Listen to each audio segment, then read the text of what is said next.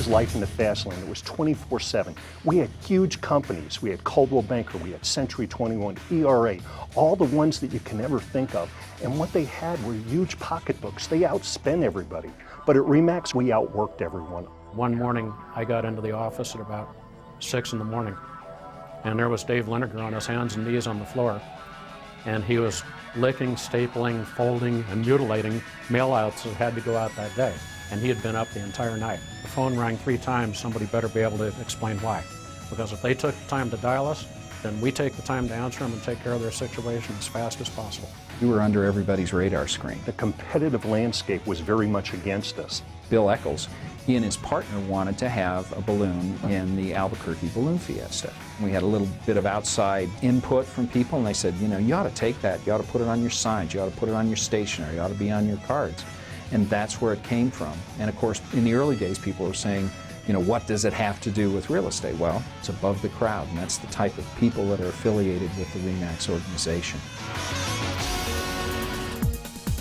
By the 80s, we had 7 years of quote management experience, marketing experience, answering the phones, taking out the trash experience.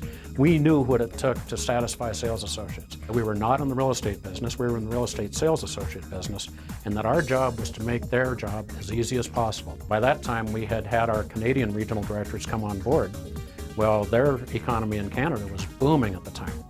And it was their franchise sales that kept our doors open. The thing that carried us through in those days was what has always carried us through. It's the survival instinct of RE/MAX.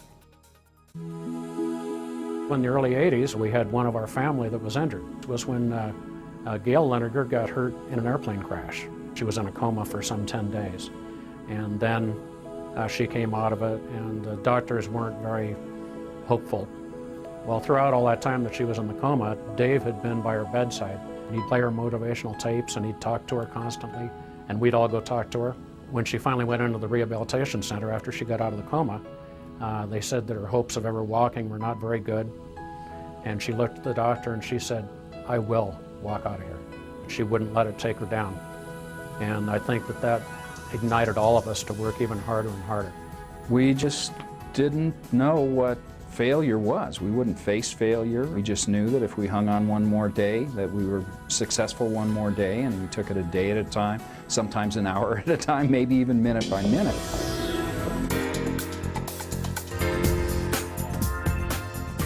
By the time we got into the 90s, we had a very committed group of broker owners and regional directors and regional owners that were willing to take it further. We started to grow at 3,000 and 4,000 agents per year, which was unheard of in our history. So we knew we had to position ourselves for growth that was beyond our dreams. We don't have red tape. If we have ideas or a project we want to do, we can turn on a dime and get it done without the red tape of a committee. It was 1997 was the first year that we participated in over 1 million transaction sites. Nobody has ever done that before. What it means, though, is that we have had hundreds of thousands of signs in the ground. We've had millions of ads in the local newspapers. We've had a lot of TV ads. And when you get to that critical size, it becomes very difficult for our competitors to compete against us. I think the real reason we made giant steps is we never forgot who we were and where we came from.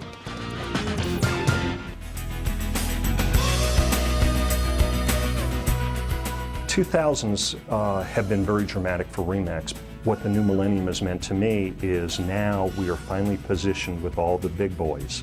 When I joined RE/MAX in the 80s, there were only 2 countries. There was the United States and there was Canada. And then over the next decade, we grew into Europe and Asia, the Caribbean, into Mexico, to where we are now. We have horizons that we've not even seen yet. We can't see what's over the next hill. And that's the way we've always done. We've always looked toward the next hill and said, what does it take to get us over there? And once we get over there, we're moving on to greener pastures. We're successful today because, most important, it comes from the top. It's the honesty, it's the hard work, it's, hey guys, we do the right thing here. That is what Dave and Gail and Fish and Jess, that's what they believed in. If you bring people in who have drive and desire and want, and they're service-oriented and they're relationship builders, I'll tell you what, I'll take them any day. I'll teach you the job. We like to think that every employee is a listening post and listening to what's going on in the field and giving us advice so that we can run the company a little bit better. It's the innovation, and it's to be able to look into the future of how do we take advantage of these times instead of sitting back and feeling sorry for ourselves. Our future is bright. We're going to come out of this downturn, and we're on top of the hill. There's no question. You know, you're personally proud of your part, but you're even more proud of everybody else. It's when I see a Remax pin on somebody and a logo in a supermarket or whatever, they're part of my family. It's the people, it's the values, it's the integrity, it's where we've been, it's how we started, and it's where we're going to go.